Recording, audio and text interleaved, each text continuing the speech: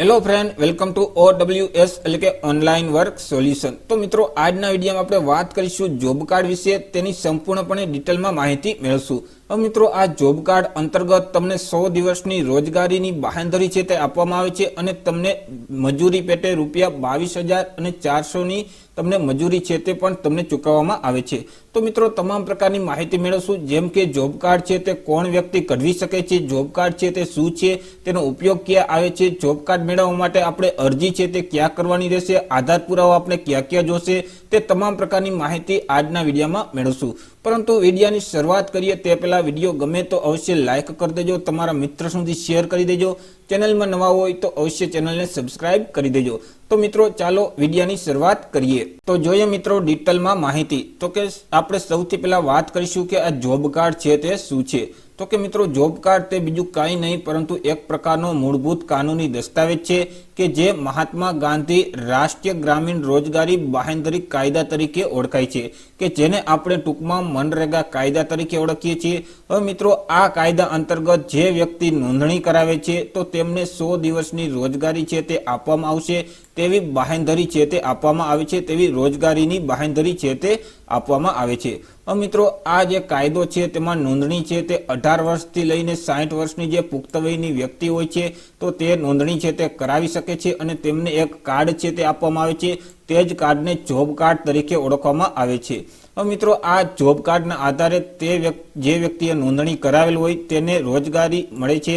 ત્યાર પછી તો કે જે વ્યક્તિ પાસે રોજગારી નથી તો તે તમામ વ્યક્તિ છે તે આ કાયદા અંતર્ગત નોંધણી છે તે કરાવી શકે છે અને તે પણ જોબ કાર્ડ છે તે મેળવી શકે છે। હવે તેમને જે મળેલ જોબ કાર્ડ છે, હવે તેના આધારે તેના અંતર્ગત જ્યાં મનરેગાના કામો ચાલુ હોય છે ત્યાં તેમને રોજગાર છે તે આપવામાં આવે છે। હવે મિત્રો, આ જે રોજગાર આપવામાં આવે છે તો તેમને તેના વતી મહેતાણું પણ ચૂકવવામાં આવે છે। હવે તેમાં એક દિવસનું મહેતાણું છે તે 224 રૂપિયા તેમને ચૂકવવામાં આવે છે। એવી જ રીતે મિત્રો, આ કાયદા અંતર્ગત 100 દિવસની તમને રોજગારીની બાંહેધરી આપવામાં આવે છે, એટલે કે તમને 100 દિવસની રોજગારી મળે છે। હવે મિત્રો, એક દિવસના મહેતાણા તરીકે 224 રૂપિયા ગણી તો 100 દિવસ લેખે મિત્રો તમને 22,400 રૂપિયાનું મહેતાણું છે તે તમને આપવામાં આવે છે। ત્યાર પછી આગળ જોઈએ તો કે જે જોબ કાર્ડ છે તે જોબ કાર્ડ તમે જ્યારે અરજી કરો તે અરજી કર્યાના 15 દિવસની અંદર જ તમને જોબ કાર્ડ છે તે મળી જતું હોય છે। 15 દિવસની અંદર જ તમને જોબ કાર્ડ કાઢી આપવામાં આવે છે અને તે જોબ કાર્ડ છે તે 5 વર્ષ સુધી માન્ય રહે છે। ત્યાર પછી તો કે જોબ કાર્ડમાં તમામ કુટુંબના જે સભ્યો હોય છે તે તમામ કુટુંબના સભ્યોનું નામ તમે જો નોંધાવવા માંગતા હોય તો તમે નોંધાવી શકો છો, અથવા તો કોઈ પણ એક વ્યક્તિનું તમે જો નામ નોંધાવવા માંગતા હોય તો પણ તમે નોંધાવી શકો છો। હવે મિત્રો, તમે જોબ કાર્ડમાં જેટલા સભ્યોનું નામ નોંધાવેલું હોય તો તે તમામ વ્યક્તિના ફોટા છે તે તમારે જોબ કાર્ડમાં જોશે, તો તમામ વ્યક્તિના ફોટા તમારે આપવાના રહેશે।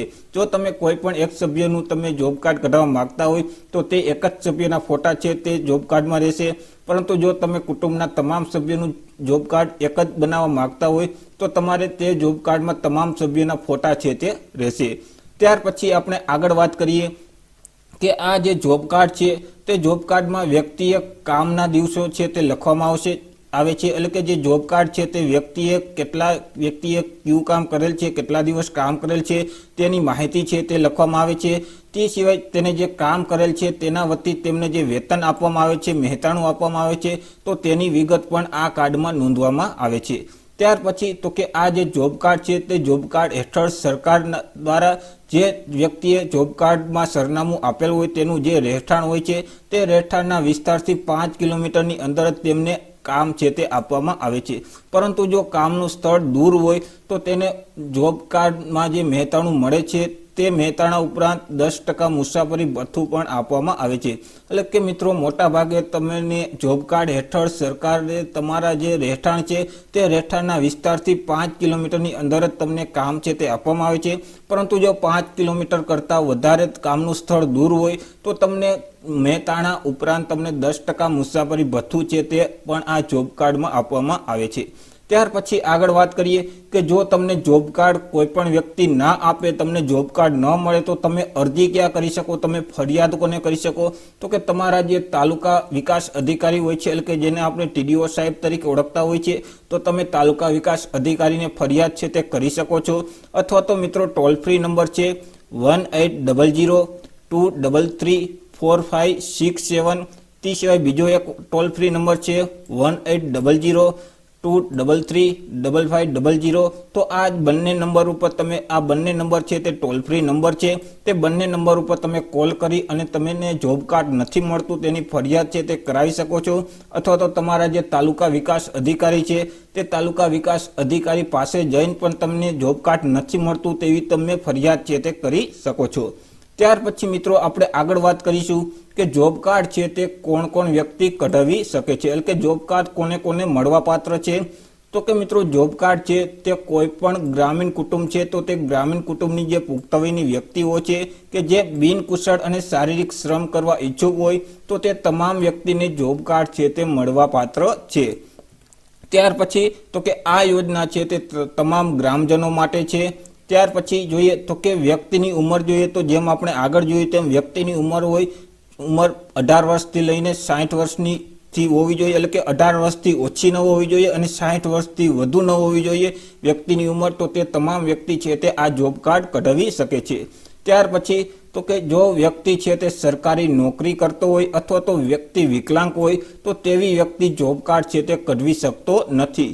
ત્યાર પછી તમારે જોબ કાર્ડ કઢાવવા માટે અરજી ક્યાં કરવાની રહેશે, તો કે તમારા જે ગામના તલાટી કમ મંત્રી હોય છે, તે સિવાય સરપંચ હોય છે, ઉપસરપંચ હોય છે, ગ્રામ સેવક હોય છે, ત્યાર પછી ગ્રામ પંચાયતના જે સામાજિક ન્યાય અને સમિતિના અધ્યક્ષ હોય છે, તો તમે જોબ કાર્ડ કઢાવવા માટે તેની પાસે તમે અરજી છે તે કરી શકો છો। ત્યાર પછી મિત્રો આપણે આગળ વાત કરીશું કે તમારે જોબ કાર્ડ કઢાવવું હોય તો તમારે કયા કયા ડોક્યુમેન્ટની જરૂર પડશે, કયા કયા તમારે આધાર પુરાવા જોશે। તો સૌથી પહેલા તો તમારે રેશન કાર્ડની નકલ જોશે। ત્યાર પછી તો કે કોઈ પણ સરકારી ફોટાવાળું ઓળખપત્ર અથવા તો ચૂંટણી કાર્ડ અથવા તો આધાર કાર્ડ જોશે। હવે મિત્રો જોબ કાર્ડમાં તમે જો એક જ સભ્યનું નામ તમે રાખતા હોય તો મિત્રો અહીં તમારે એક જ સભ્યનું ઓળખ કાર્ડ અથવા તો ચૂંટણી કાર્ડ અથવા તો આધાર કાર્ડ આપવાનું રહેશે। પરંતુ જો તમે કુટુંબના તમામ સભ્યો અથવા તો એક કરતાં વધારે સભ્યોનું તમે જોબ કાર્ડમાં નામ રાખવા માંગતા હોય તો તમે જેટલા સભ્યનું નામ રાખવા માંગો છો તે તમામનું ઓળખપત્ર અથવા તો ચૂંટણી કાર્ડ અથવા તો આધાર કાર્ડની નકલ છે તે જોશે। ત્યાર પછી બેંક ખાતાની પાસબુકની નકલ જોશે। હવે મિત્રો બેંક ખાતાની પાસબુકમાં પણ જો તમે એક કરતાં વધારે સભ્યોનું નામ રાખવા માંગો છો તો તે તમામ સભ્યોની બેંક ખાતાની પાસબુકની નકલ છે તે જોશે। ત્યાર પછી તો કે પાસપોર્ટ સાઇઝના ફોટા જોશે। ત્યાર પછી તો કે જે વ્યક્તિ પાસે જૂનું જોબ કાર્ડ છે તે વ્યક્તિને કાર્ડ જો રિન્યૂ કરાવવું હોય તો રિન્યૂ કરાવવા માટે માત્ર જૂનું જોબ કાર્ડ જ છે તે આપવાનું રહેશે અને આધાર કાર્ડ જ આપવાનું રહેશે। એટલે કે મિત્રો તમારી પાસે ઓલરેડી જોબ કાર્ડ છે અને તેના 5 વર્ષ પૂર્ણ થઈ ગયેલ છે અને તમારે તે કાર્ડને રિન્યૂ કરવું છે તો રિન્યૂ કરવા માટે તમારે ફરીથી કોઈ પણ ડોક્યુમેન્ટ નહીં આપવા પડે, તમારે માત્ર જૂનું જોબ કાર્ડ અને તમારું જે આધાર કાર્ડ છે તે જ તમારે આપવાનું રહેશે। તો મિત્રો આશા રાખું છું કે વિડીયો છે તે તમને પસંદ પડ્યો હશે। તો મિત્રો વિડીયો પસંદ પડ્યો હોય તો અવશ્ય લાઇક કરી દેજો, તમારા મિત્ર સુધી શેર કરી દેજો, ચેનલમાં નવા હોય તો અવશ્ય ચેનલને સબસ્ક્રાઇબ કરી દેજો અને હજુ પણ તમને જો કોઈ પણ પ્રકારનો પ્રશ્ન હોય તો અવશ્ય નીચે કોમેન્ટ બોક્સમાં જરૂર જણાવજો। તો મિત્રો ફરી મળીશું એક નવા ટોપિક સાથે એક નવા જ વિડીયોમાં, ત્યાં સુધી જય હિન્દ।